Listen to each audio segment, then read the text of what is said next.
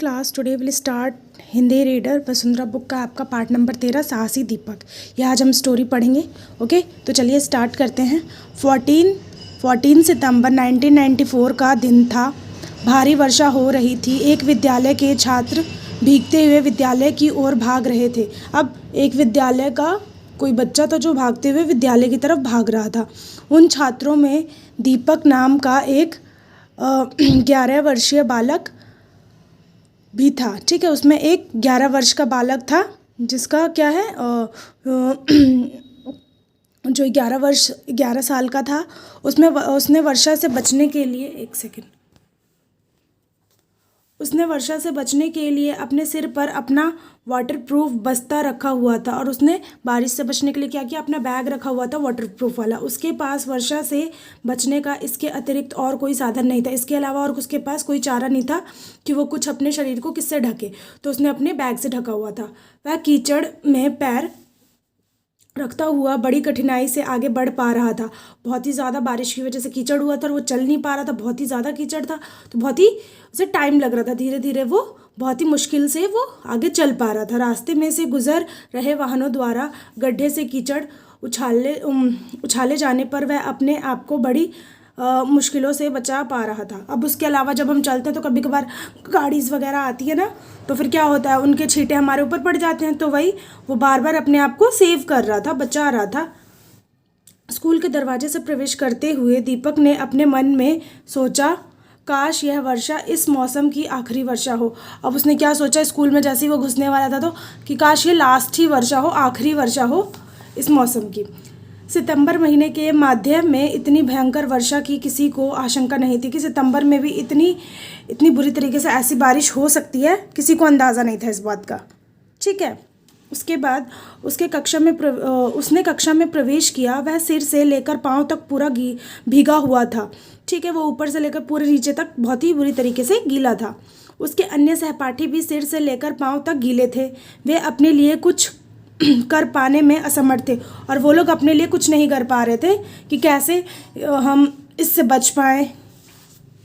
छात्रों ने अपनी अपनी सीटें ग्रहण की। अब जिसकी जो सीट थी वहाँ पे वो लोग बैठ गए। अध्यापिका आई और पाठ पढ़ाना आरंभ किया। अब अध्यापिका आई और वहाँ पे उन्होंने पाठ पढ़ाना शुरू कर दिया। कुछ देर पश्चात कक्षा में बैठे दीपक के सर पर छत से पानी की एक बूंद आ गिरी। अब उन्होंने पाठ पढ़ाना स्टार्ट कर दिया उनके टीचर ने। उसके बाद क्या हुआ, थोड़ी देर बाद ही दीपक को अंदाज़ा हुआ कि मेरे सर पे जो है पानी की बूंद टपक रही है। उसने तत्काल ऊपर की ओर देखा। छत का दरार पड़ने की वजह से पानी की बूंदें की एक लकीर बन गई थी। उसे समझ नहीं आ अब क्या हुआ कि यहाँ पे कि उसकी जैसी ऊपर नज़र पड़ी तो दरार पड़ी हुई थी दीवार में और उससे क्या पानी इकट्ठा जमा होकर वहाँ पर टपक रहा था। फिर उसे समझ नहीं आ रहा था कि वे बूंद कहाँ से आई। उसे समझ नहीं आ रहा था कि कहाँ से आ रही है। फिर उसे अचानक ही आभास हुआ कि शायद छत पर वर्षा का पानी इकट्ठा हो गया है। ठीक है, उसने पास में बैठे अपने सहपाठियों से कहा, ऊपर की छत कच्ची है और उस छत पर पानी इकट्ठा हो रहा है। यह खतरनाक है। छत किसी भी पल ढह सकती है। अगर पानी ऐसे ही इकट्ठा रहा तो वो पूरा सरद कर पानी अंदर तक घुस जाएगा और क्या हो जाएगा, छत ढह सकती है। इस पर उसके सहपाठियों ने धीमे स्वर में कहा, इस समय कौन ऊपर छत पर जाएगा और भीगेगा। वो सारे उसके जो क्लासमेट होते हैं, सहपाठी होते हैं, वो बोलते हैं कि अब कौन जाएगा, बारिश हो रही है तो कौन भीगने जाएगा। दीपक ने जल्द ही कुछ करने की सोची। अब उसके बाद दीपक ने कुछ करने का सोचा। वह खड़ा हुआ तथा अध्यापिका से बाहर जाने की आज्ञा मांगी।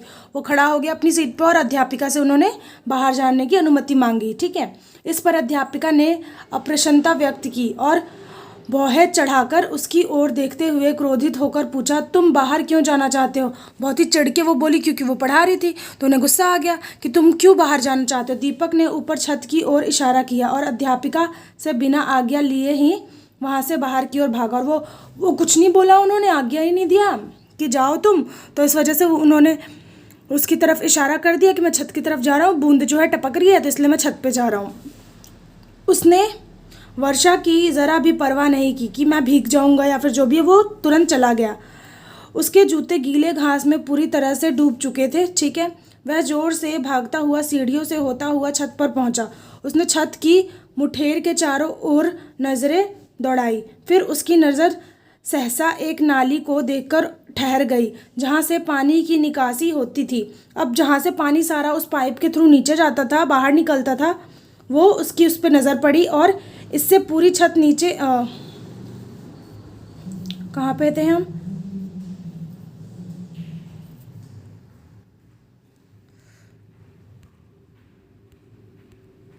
तो उसके बाद क्या था कि उसने देखा कि वह नाली बिल्कुल बंद थी। उस नाली के मुंह में तिरपाल का एक टुकड़ा फंसा हुआ था, इसलिए वहाँ से पानी बिल्कुल भी नहीं जा पा रहा था। वहाँ पे कुछ जाम हो गया था। तिरपाल मतलब जो ये आपके प्लास्टिक के होते हैं ना, जिस पे हम बैठने वगैरह का यूज़ करते हैं, वो उसका टुकड़ा फंसा हुआ था, उसको हम तिरपाल कहते हैं। दीपक को पहले से ही किसी बड़ी दुर्घटना का अंदेशा होने लगा था। ठीक है, उसे पता चलने लगा था कि क्या है, कुछ ना कुछ गड़बड़ है।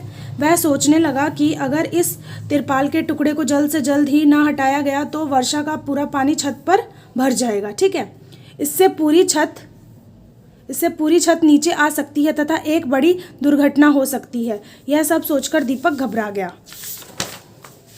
उसके बाद क्या हुआ, उसे एक उपाय सूझा। किसी नुकीली वस्तु से तिरपाल के टुकड़े में छेद किया जा सकता है और वह वस्तु उसे मिल सकती है। अब उसने सोचा कि अगर तिरपाल के टुकड़े में छेद कर दे तो पानी सारा निकल के बाहर निकल जाएगा। क्यों ना बाहर किसी दुकान से कोई सुआ या फिर पेचकस और लंबा डंडा लाया जाए। ठीक है, वह भागता हुआ विद्यालय के पास एक दुकान पर भागा। दुकानदार आराम से बैठा हुआ बरसात की बूंदे की धुन पर मेज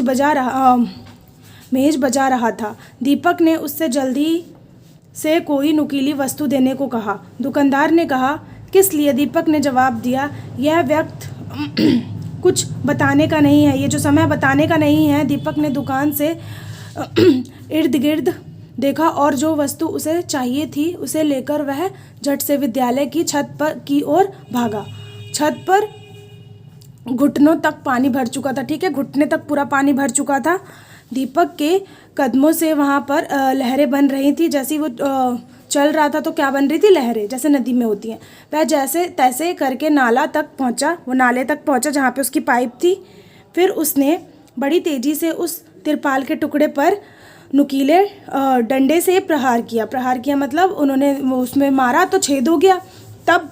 वह तब तक प्रहार करता रहा जब तक कि उस तिरपाल के टुकड़े में एक बड़ा सा छेद ना हो जाए। ठीक है, अब पानी छत से नाली की ओर बहने लगा। धीरे धीरे पर ठहरा हुआ सारा पानी बह गया। धीरे धीरे करके सारा पानी निकलने लगा। दीपक वहाँ खड़ा रहा। वह इस बात से अनभिज्ञ था कि उसकी कक्षा की अध्यापिका तथा छात्र नीचे आंगन में खड़े होकर उसके द्वारा किए गए कारनामों को देखकर सराह रहे हैं। अब वो जो उसने बहादुरी का काम किया, वो उसके साथ कोई भी विद्यार्थी नहीं आया, बस उसी ने किया अकेले। तो वो सारे उसकी प्रशंसा कर रहे हैं, उसकी तारीफ कर रहे हैं। दीपक ने राहत की सांस ली। उसके बाद जब पानी वहाँ से सारा निकल चुका था तो दीपक सीढ़ियों से उतरता हुआ जोर से चिल्लाता हुआ बोला, हम सब बच गए। अगर यह छत टूट जाती तो हम सब मर जाते। उसकी अध्यापिका ने दीपक को गले से लगा लिया था तथा उसे अपनी बहादुरी के लिए बधाई दी। ठीक है, और कहा, शाबाश दीपक, तुमने अत्यंत बहादुरी प्रदर्शन किया है, तुमने बहुत ही बहादुरी दिखाया है ऐसा काम करके। ठीक है, तुमने व्यक्त कर बहादुरी दिखाकर हम सबकी जान बचाई है। तुम तो हीरो हो और हमारे लिए हमेशा हीरो ही रहोगे। अब उसकी अध्यापिका क्या कहती है कि तुमने सब इतना बहादुरी का काम किया, तुमने सबकी जान बचाई और तुम हीरो हो और हमेशा हीरो ही रहोगे हमारे लिए।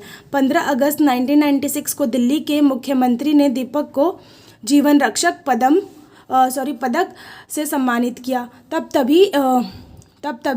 सभी कह उठे, साहसी व्यक्ति की पुरस्कार का पात्र होता है। ठीक है, मतलब जो उसके लायक होता है उन्हें ये अवार्ड दिया जाता है। सो क्लास, ये आपका चैप्टर ख़त्म हो चुका है। आप इसे रीड करेंगे होमवर्क में। ठीक है, thank you so much all of you. एक मिनट।